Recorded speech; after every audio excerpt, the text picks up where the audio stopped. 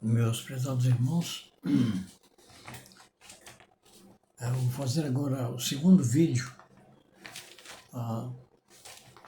sobre o nosso estudo de Tribunal de Cristo. Observe que eu estou fazendo a apresentação escrita e também por vídeo. Essa segunda parte, eu não me lembro se eu fiz ou não, mas agora vai ser a parte do vídeo, tá? Se eu não tiver feito, eu faço logo em seguida por escrito. Muito bem, nós paramos o alvo da coroa é reinar. Né? Quando Paulo fala, foi dada a coroa da justiça a ele. E nós vamos prosseguir agora, lembrando da dificuldade que muitos irmãos têm de compreender ou até de reconhecer no Novo Testamento a diferença entre vida eterna e reino. E essa falta de entendimento entre vida eterna e reino tem trazido muita dificuldade, muita confusão na mente dos filhos de Deus. Mas, lendo o Novo Testamento, é muito claro essa diferença que existe entre dádiva e recompensa. Tá? São duas coisas distintas. Uma é dada gratuitamente, a outra por merecimento, por ser digno. A vida eterna, nós sabemos, é dada gratuitamente. O dom gratuito de Deus é a vida eterna por Cristo Jesus, nosso Senhor. Romanos 6:23. Né?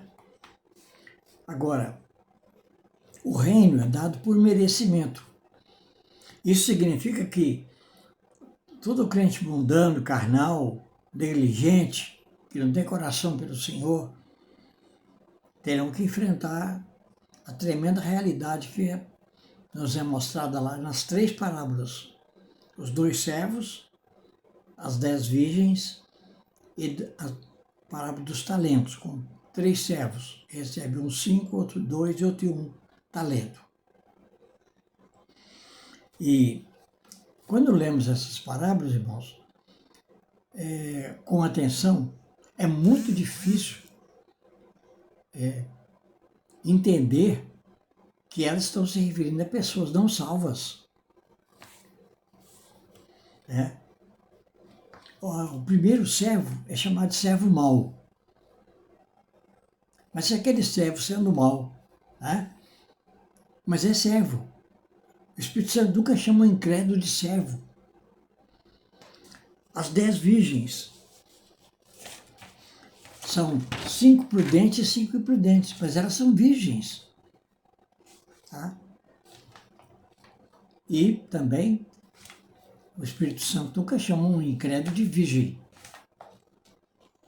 E por último, o servo negligente, que recebeu um talento e escondeu debaixo da terra.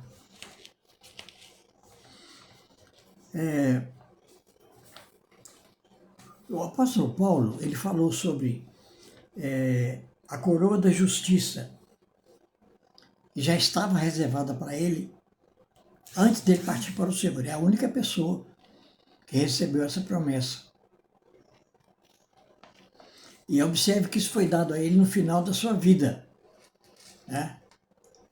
Eu até mencionei talvez um outro estudo, que não significa que Paulo não conhecesse a misericórdia de Deus, mas as cartas dele, todas as 9 cartas, elas começam com a graça e paz. Mas quando ele chegou na carta a Timóteo, que é escrita bem no finalzinho da sua vida, 2 Timóteo, alguns acreditam que até algumas horas, não se sabe ao certo,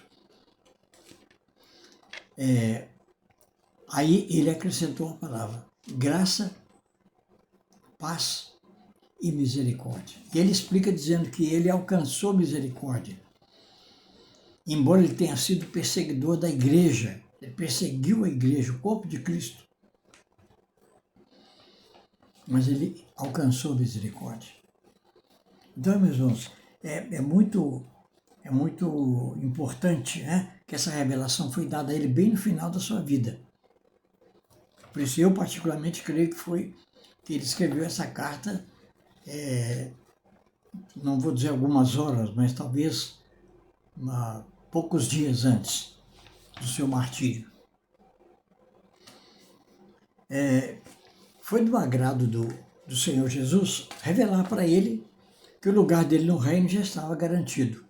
Por quê? Porque ele combateu o bom combate, acabou a carreira e guardou a fé. Tá? E ele diz que essa coroa da justiça é reservada para ele, não somente para ele, mas para todos aqueles que amam a vinda do Senhor Jesus. Olha, irmão, a palavra vinda do Senhor, né, geralmente é traduzida a palavra parúzia no grego. Mas ele aqui está se referindo à vinda depois da tribulação. Né? Alguns são arrebatados 7 anos antes. Irmãos, Paulo está falando sobre a coroa e a carreira do cristão, né? Combati o bom combate, acabei a carreira. Então nós temos uma carreira, né? 1 Coríntios 9 também é muito importante de ser lido. Quantas vezes que nós já lemos o diálogo do Senhor Jesus e o diálogo do Senhor Jesus com o ladrão na cruz, e nós não conseguimos agarrar o ensinamento que tem ali. Ele diz, Senhor, lembra-te de mim quando vieres ou quando entrares no teu reino. Jesus não respondeu positivamente. Ele disse para ele, em verdade te digo que hoje mesmo estarás comigo no paraíso. Do reino, não. Tá? Por que o reino? Porque no reino, ele estava pregado na cruz, ele ia morrer, como de fato morreu, né? E um dia ele vai ressuscitar, e aí ele vai comparecer perante o tribunal de Cristo.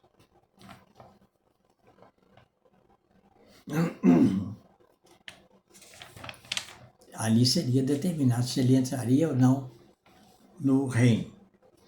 Então, mesmo, a vida eterna, no Novo Testamento, é crer.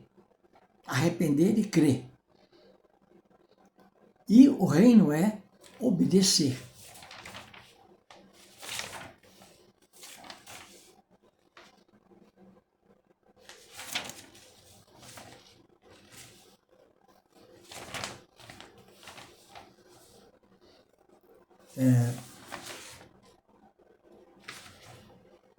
A Bíblia nos apresenta apenas uma condição para alguém ser salvo.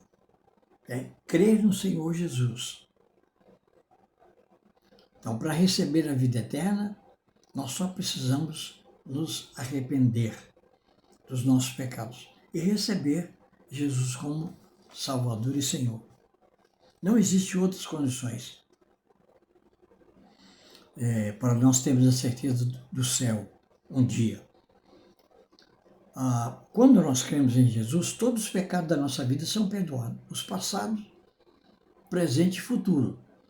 Só que a partir daquele momento que nós cremos, todo pecado cometido precisa ser confessado e abandonado. Caso contrário, ele vai aparecer lá no tribunal de Cristo. Agora, mesmo que a gente cometa pecado, nosso parentesco com o pai e filho, não é afetado. Mas a nossa comunhão com ele é afetada, enfraquecida. Né? Por outro lado, nós encontramos várias referências a algo que os salvos podem perder. A vida eterna não perde. Se eles viverem de forma irresponsável diante do Senhor. Então, meus irmãos, muito cuidado para não confundir céu com o reino dos céus. O prejuízo é muito grande, né? Leia novamente o Novo Testamento, obedecendo essa diferença, você vai ver como é que tudo se encaixa perfeitamente. Agora, a igreja é a noiva do Cordeiro, né? Esse é o nosso próximo ponto que eu vou pedir a sua licença só para nós darmos aqui uma pausa e para não ficar muito grande o vídeo. E depois nós continuamos com esse assunto da a igreja é a noiva do Cordeiro. Que o Senhor nos abençoe. Amém.